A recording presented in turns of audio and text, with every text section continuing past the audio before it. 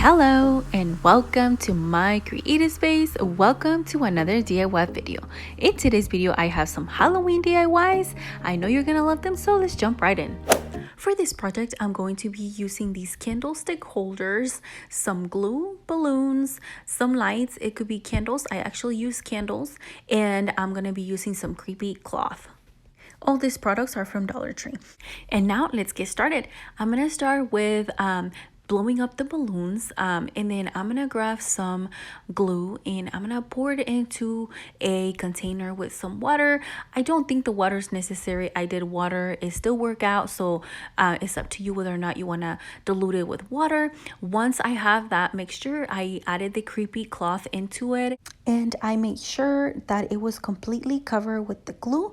But before we move forward, I decided halfway through that I need a little bit more coverage for the type of project I am doing. So I grabbed 2 paper towels and I put those first on top of the balloon.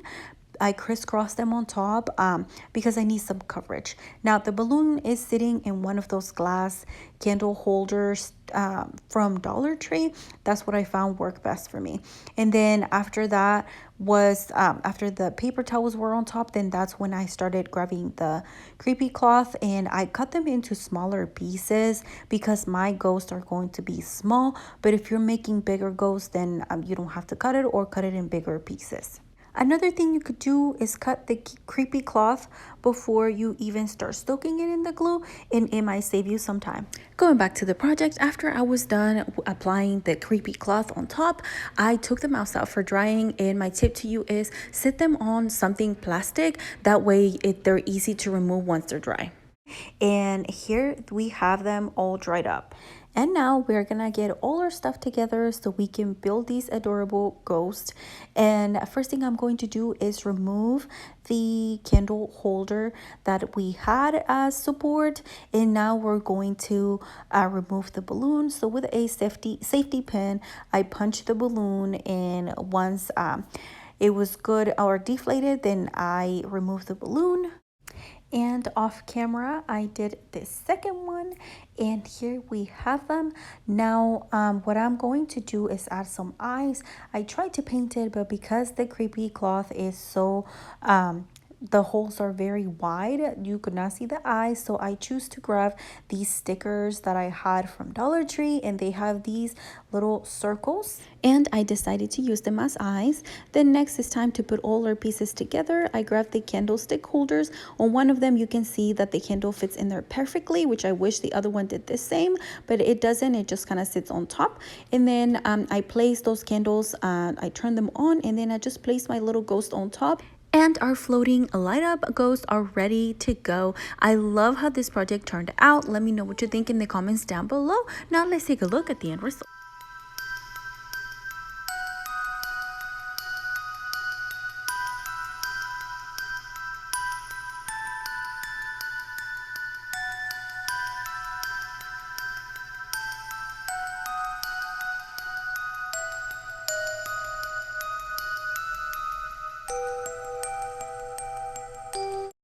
For this project, I'm going to be using an 18-inch wreath, a few florals from Dollar Tree, some pampas, some glitter, branches, and skulls, and some bats. Let's get started.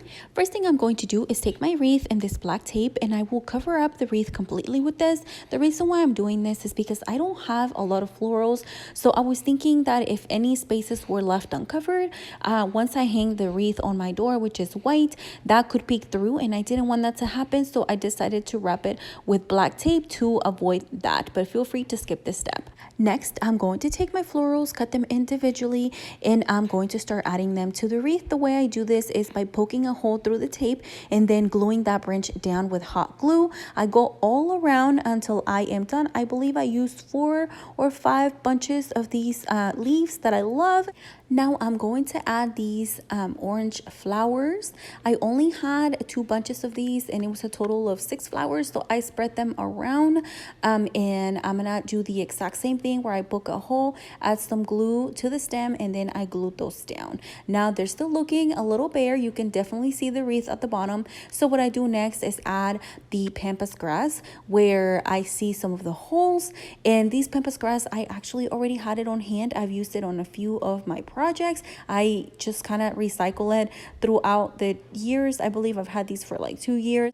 But if you wanted to recreate this, you can definitely find some at craft stores or even Amazon. Check out my storefront. There'll be a link there. Now, next step I'm going to do is take the glittery branches. I cut those in individual pieces. I try to cut some longer branches and then some smaller ones. I added the long ones on it first, and then I went in with the small ones just so I could cover the entire wreath, and it's looking so good, at least to me.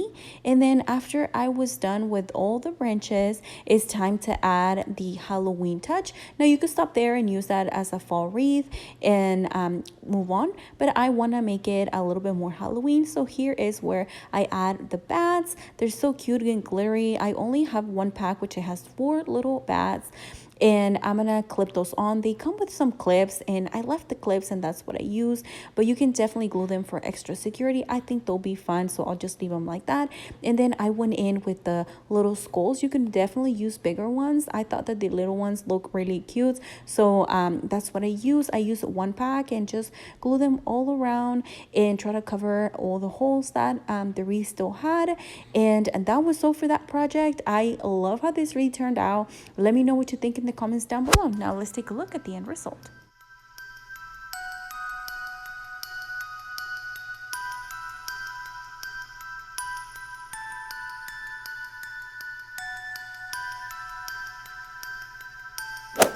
For this project, I'm going to be using 3 styrofoam pumpkins. These are from Dollar Tree. I'm also going to use this candle stand, some acrylic paint, and some baking soda. Now, the first thing I'm going to do is take some colors, mix them, and create the color I want to use. You can definitely find a color that you want to use, and you can skip this whole step, but you know, I work with what I have, so here we are. Once I have the color I like, I'm going to paint my pumpkins, and I'm going to do 1/2 first, and then I'm going to let it dry. And then before it completely dries, what I'm going to do is take some baking soda and I'm going to spread it all on top. I add a lot because not all of it is going to stick, so I cover them as much as I can and leave some spaces without covering it, just so we can have some of that paint peek through.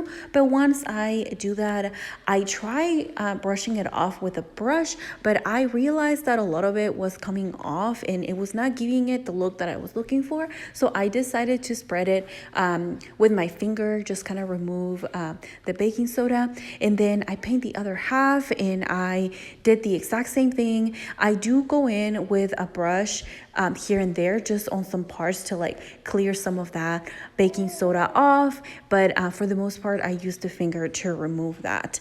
I'm sorry if you hear some noise, my baby's with me, so bear with me. Now that I have my pumpkins ready, it's time to draw some faces, or I guess carve some eyes, noses, and mouths. You could do this before you even painted. It would save you some time, that way you can do all at once, but I didn't know what was going to work out or not, so here we are now. Once I have the faces, I take a knife and I start carving it. I don't have any carving tools or a precision knife, so I had to use an actual knife to do that.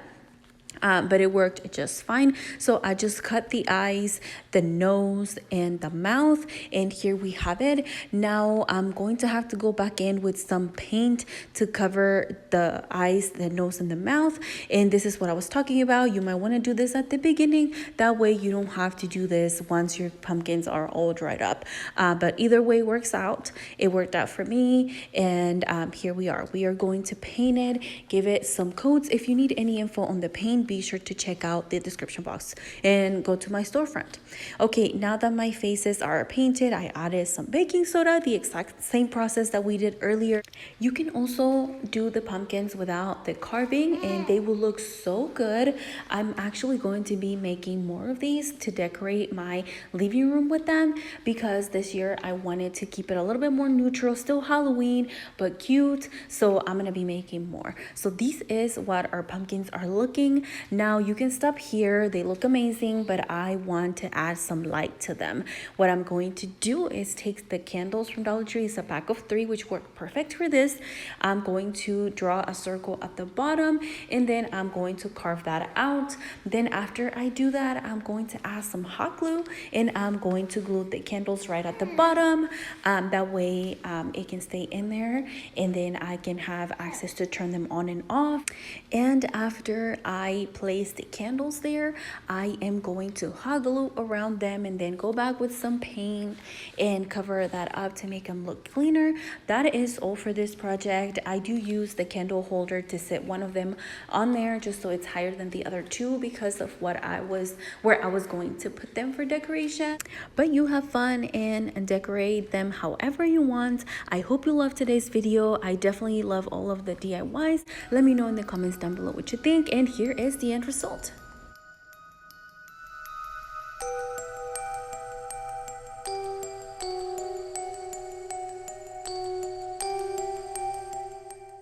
Creative Squad, if you made it all the way to the end, thank you so much for watching. Don't forget to leave a comment down below, subscribe for more. I will see you on my next DIY. Bye.